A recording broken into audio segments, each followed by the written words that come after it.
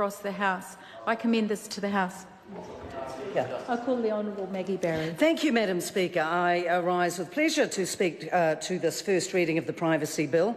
This Privacy Bill, of course, repeals and replaces a now outdated piece of legislation, the Privacy Act 1993. It did form a very large piece of work which was undertaken by the former Justice Minister, Amy Adams. Privacy reform was something that she took very seriously, and this is a very significant piece of work that has taken a long time to get to this place. And that is why, even by the government standards, it is a little curious to hear their chorus of amazement that it's taken this long. Things take time, as you're just starting to find out, as they're just starting to find out, because of course they've done no work in 9 years, not thinking they'd ever be in government, and they haven't got very much.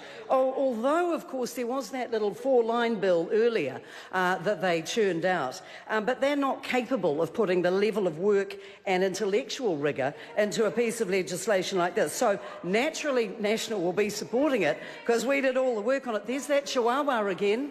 There might be a little bit of water in the pipes, Madam Speaker. Shall we call in the maintenance people? There's an unfortunate yapping sound, which we will just ignore. Nothing very private about that member's mental health issues. So we support the Privacy Act because this is a piece of legislation that, after 25 years, and as other speakers have noted, the technological advances have been extraordinary. We needed to get up to date with what was happening. I recall a piece of work, I suppose it was, Hosking versus Runting. That was where the tort of privacy was first developed in the way that we come to understand it now. Because in those days, in the 90s, really breaches of privacy and issues around privacy were more to do with individuals, because that was the nature of the way we used to operate as a country.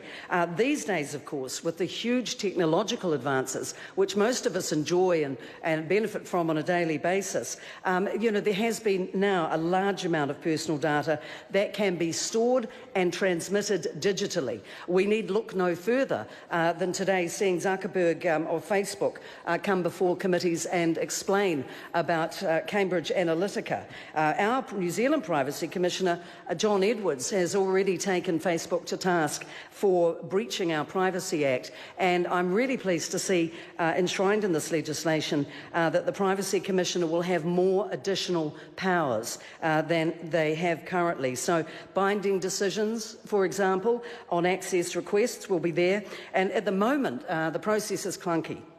The Privacy Commissioner has to refer complaints to the tribunal. It takes a long time. We need to be nimble. We need to move quickly. And I mean, if an agency refuses an individual's request to access their personal information, then again the Privacy Commissioner will be able to direct the agency to make that information available.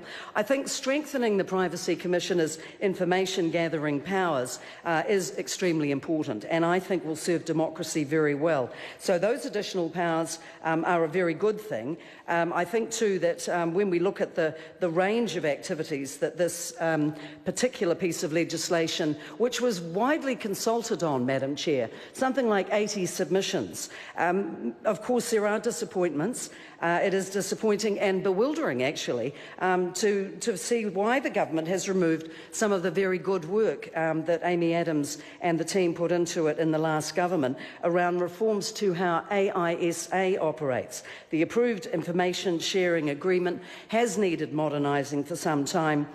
It ought to be in this bill because enforcement information, who owns it, what informs and how accessible it is, are all issues that we need to grapple with. Perhaps this is part of their cunning ploy to get more legislation of a small and tailored nature to pad out their extremely thin legislative program.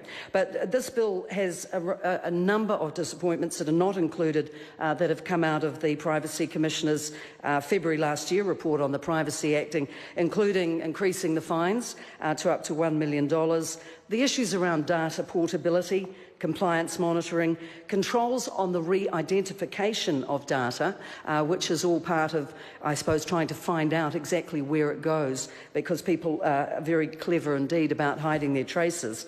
Adjustments to existing criminal offences, this also has been left out, and reforming the public register on privacy principles. So, unfortunately, this government has not quite gone all the way. That's what they do, I guess. We'll probably need to get used to that. But at least they've made some effort, and that builds on the great work by Amy Adams in the last government.